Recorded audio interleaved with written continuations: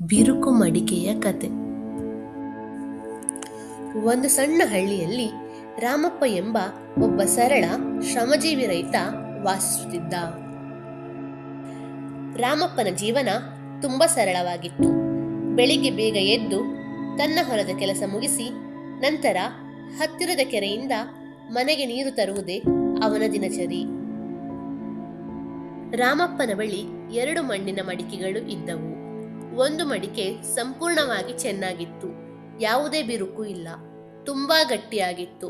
ಮತ್ತೊಂದು ಮಡಿಕೆ ಸ್ವಲ್ಪ ಬಿರುಕು ಬಿಟ್ಟಿತ್ತು. ನೀರು ತುಂಬಿದಾಗ ನಿಧಾನವಾಗಿ ನೀರು ಸೋರುತ್ತಿತ್ತು. ರಾಮಪ್ಪ ಪ್ರತಿದಿನವೂ ಆ 2 ಮಡಿಕೆಗಳನ್ನು ಒಂದು ದಂಡೆಗೆ ಕಟ್ಟಿಕೊಂಡು ಕೆರೆಯಿಂದ ನೀರು ತರುತ್ತಿದ್ದ. ಪರಿಪೂರ್ಣ ಮಡಿಕೆ ತನ್ನ ಬಗ್ಗೆ ತುಂಬಾ ಹೆಮ್ಮೆ ಪಡುತ್ತಿತ್ತು. ಅದು ಬಿರುಕು ಮಡಿಕೆಗೆ ಹೇಳುತ್ತಿತ್ತು, ನೋಡು, ನಾನು ಎಷ್ಟು ಚೆನ್ನಾಗಿದ್ದೇನೆ. ರಾಮಪ್ಪ, ನನ್ನಲ್ಲಿ ತುಂಬಿದ ನೀರು ಒಂದೂ ಹನಿಯು ಕಳೆದುಕೊಳ್ಳದೆ ಮನೆಗೆ ತಲುಪುತ್ತದೆ. ನಾನು ನಿಜಕ್ಕೂ ಉಪಯುಕ್ತ ಮಡಿಕೆ. ಅದನ್ನು ಕೇಳಿ ಬಿರುಕು ಬಿಟ್ಟ ಮಡಿಕೆಗೆ ಬಹಳ ಬೇಸರವಾಗುತ್ತಿತ್ತು. ಅದು ಪ್ರತಿದಿನ ದುಃಖದಿಂದ ಯೋಚಿಸುತ್ತಿತ್ತು, ನನ್ನಲ್ಲಿ ಏನೋ ತಪ್ಪಿದೆ. ನಾನು ಸರಿಯಾಗಿ ಕೆಲಸ ಮಾಡಲಾರೆ. ನನ್ನಿಂದ ಅರ್ಧ ನೀರು ಮಾತ್ರ ಮನೆಗೆ ತಲುಪುತ್ತದೆ. ಅದು ತನ್ನನ್ನು ತಾನೇ ಅಸಹಾಯಕ, ಅನಾವಶ್ಯಕ ಎಂದು ಭಾವಿಸುತ್ತಿತ್ತು. ಒಂದು ದಿನ ಕೆರೆಯಿಂದ ಮನೆಗೆ ಬರುವಾಗ ಬಿರುಕು ಮಡಿಕೆ ತನ್ನ ದುಃಖವನ್ನು ತಡೆದುಕೊಳ್ಳಲಾರದೆ ರಾಮಪ್ಪನಿಗೆ ಹೇಳಿತು, ಸ್ವಾಮಿ, ನನ್ನಿಂದ ನಿಮಗೆ ತುಂಬಾ ನಷ್ಟವಾಗುತ್ತಿದೆ. ನಾನು ಬಿರುಕು ಬಿಟ್ಟಿದ್ದೇನೆ. ನನ್ನಿಂದ ನೀರು ಚಿಮ್ಮುತ್ತಲೇ ಇರುತ್ತದೆ.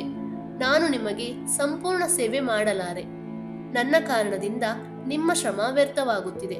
ದಯವಿಟ್ಟು ನನ್ನನ್ನು ಕ್ಷಮಿಸಿ. ಅದನ್ನು ಕೇಳಿದ ರಾಮಪ್ಪ ನಿಧಾನವಾಗಿ ನಗುತ್ತಾ ಕೇಳಿದ, ನೀನು ಏನಾದರೂ ಗಮನಿಸಿದ್ದೀಯಾ? ನಾವು ಪ್ರತಿದಿನ ನಡೆದು ಬರುವ ಈ ದಾರಿಯ ಎಡಬದಿಯನ್ನು ಚೆನ್ನಾಗಿ ನೋಡು. ಆ ಬಿರುಕು ಮಡಿಕೆ ಅಚ್ಚರಿಯಿಂದ ದಾರಿ ಕಡೆ ನೋಡಿತು. ಅದಕ್ಕೆ ಆಶ್ಚರ್ಯವಾಯಿತು. ದಾರಿಯ ಒಂದು ಬದಿಯಲ್ಲಿ ಹಸಿರು ಹುಲ್ಲು, ಬಣ್ಣ ಬಣ್ಣದ ಹೂವುಗಳು, ಸೊಗಸಾದ ಸಸ್ಯಗಳು ಬೆಳೆದಿದ್ದವು. ಆದರೆ ಮತ್ತೊಂದು ಬದಿಯಲ್ಲಿ ಬತ್ತಿದ ನೆಲ, ಒಣಮಣ್ಣು, ಯಾವ ಸಸ್ಯವೂ ಇರಲಿಲ್ಲ. ರಾಮಪ್ಪ ಮೃದುವಾಗಿ ಹೇಳಿದ, ನೀನು ಬಿರುಕು ಬಿಟ್ಟಿದ್ದೀ ಎಂದು ನನಗೂ ಗೊತ್ತು. ಆದರೆ ನಿನ್ನ ಬಿರುಕು ನನಗೆ ಉಪಯೋಗವಾಗಿದೆ. ನೀನು ಸಾಗುವ ದಾರಿಯ ಬದಿಯಲ್ಲಿ ನೀರು ಚಿಮ್ಮುತ್ತಿತ್ತು. ನಾನು ಅಲ್ಲಿ ಹೂವಿನ ಬೀಜಗಳನ್ನು ಬಿತ್ತಿದ್ದೆ. ನಿನ್ನಿಂದ ಬಿದ್ದ ನೀರಿನಿಂದಲೇ ಈ ಹೂವುಗಳು ಬೆಳೆದಿವೆ. ಈ ಹೂವುಗಳನ್ನು ನೋಡಿ. ನಾನು ಈ ಹೂಗಳನ್ನು ನನ್ನ ಮನೆಯ ದೇವರಿಗೆ ಅರ್ಪಿಸುತ್ತೇನೆ. ಕೆಲವೊಮ್ಮೆ ಮಾರುಕಟ್ಟೆಗೆ ತೆಗೆದುಕೊಂಡು ಹೋಗಿ ಮಾರುತ್ತೇನೆ. ಅವುಗಳಿಂದ ನನಗೆ ಸಂತೋಷವೂ ಆದಾಯವೂ ಸಿಗುತ್ತದೆ. ಬಿರುಕು ಮಡಿಕೆಯ ಕಣ್ಣುಗಳಲ್ಲಿ ಸಂತೋಷದ ಕಣ್ಣೀರು ಹರಿಯಿತು. ಅದು ಅರ್ಥ ಮಾಡಿಕೊಂಡಿತು, ನನ್ನ ಬಿರುಕು ನನ್ನ ದೌರ್ಬಲ್ಯವಲ್ಲ, ಅದೇ ನನ್ನ ವಿಶೇಷತೆ.